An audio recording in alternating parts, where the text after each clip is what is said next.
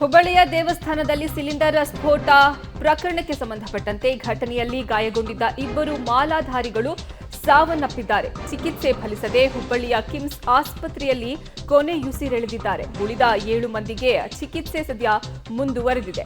ಹುಬ್ಬಳ್ಳಿಯ ದೇವಸ್ಥಾನದಲ್ಲಿ ಸಿಲಿಂಡರ್ ಸ್ಫೋಟ ಪ್ರಕರಣಕ್ಕೆ ಸಂಬಂಧಪಟ್ಟಂತೆ ಚಿಕಿತ್ಸೆ ಪಡಿತಾ ಇದ್ದ ಮಾಲಾಧಾರಿಗಳ ಪೈಕಿ ಇಬ್ಬರು ಮಾಲಾಧಾರಿಗಳು ಸಾವನ್ನಪ್ಪಿದ್ದಾರೆ. ಚಿಕಿತ್ಸೆ ಫಲಿಸದೆ ಗಾಯಗೊಂಡಿದ್ದಂತಹ ಮಾಲಾಧಾರಿಗಳು ಸಾವನ್ನಪ್ಪಿದ್ದಾರೆ. ಹುಬ್ಬಳ್ಳಿಯ ಕಿಮ್ಸ್ ಆಸ್ಪತ್ರೆಯಲ್ಲಿ ಅವರಿಗೆ ಚಿಕಿತ್ಸೆಯನ್ನ ನೀಡಲಾಗ್ತಾ ಇತ್ತು. ಈಗ ಉಳಿದ 7 ಮಂದಿಗೆ ಚಿಕಿತ್ಸೆ ಮುಂದುವರೆದಿದೆ.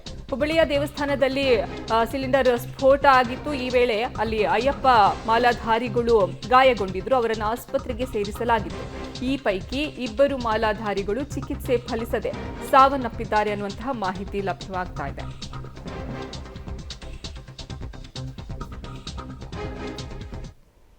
ನಕಲಿ ಚಿನ್ನ ಇಟ್ಟ ಗ್ರಾಹಕನಿಗೆ ಬ್ಯಾಂಕ್ನ ಅಧಿಕಾರಿಗಳೇ ಸಹಾಯ ಮಾಡಿರೋ ಘಟನೆ ಮಂಗಳೂರಿನಲ್ಲಿ ನಡೆದಿದೆ. ಸಮಾಜ ಸೇವಾ ಸಹಕಾರಿ ಸಂಘ ಬ್ಯಾಂಕ್ನಲ್ಲಿ ಕಳ್ಳ ವ್ಯವಹಾರದ ಆರೋಪ ಕೇಳಿಬಂದಿದೆ. ಪುತ್ತೂರಿನ ಅಬೂಬಕರ್ ಸಿದ್ದೀಕ್ ಎಂಬಾತ ನಕಲಿ ಚಿನ್ನಾಭರಣ ಅಡ ಇಟ್ಟು ಸುಮಾರು 2 ಕೋಟಿ ರೂಪಾಯಿ ಸಾಲ ಪಡೆದಿದ್ದಾನೆ. ಈಗ ಸಂಘದ ಅಧ್ಯಕ್ಷ, ನಿರ್ದೇಶಕ, ಶಾಲೆಯ ಪ್ರಭಾರ ವ್ಯವಸ್ಥಾಪಕ ಸೇರಿದಂತೆ 28 ಮಂದಿ ವಿರುದ್ಧ ಪ್ರಕರಣ ದಾಖಲಾಗಿದೆ. ಪ್ರಕರಣದ 2ನೇ ಆರೋಪಿ ಚಿನ್ನ ಪರೀಕ್ಷಕ ವಿನೇಕ್ ಆಚಾರ್ಯನನ್ನ ಪೊಲೀಸರು ಬಂಧಿಸಿದ್ದಾರೆ. ಈ ಪ್ರಕರಣದ ಹಿಂದೆ ಬ್ಯಾಂಕ್ನ ಉನ್ನತ ಹುದ್ದೆಯಲ್ಲಿದ್ದ ಅಧಿಕಾರಿಗಳ ಕೈವಾಡ ಇದೆ ಅನ್ನೋ ಆರೋಪ ಕೇಳಿ ಬರ್ತಾ ಇದೆ. ಇನ್ನು ಧಾರವಾಡದ ಮುತ್ತೂಟ್ ಸಂಸ್ಥೆಯಲ್ಲೂ ಭಾರಿ ವಂಚನೆ ನಡೆದಿದೆ.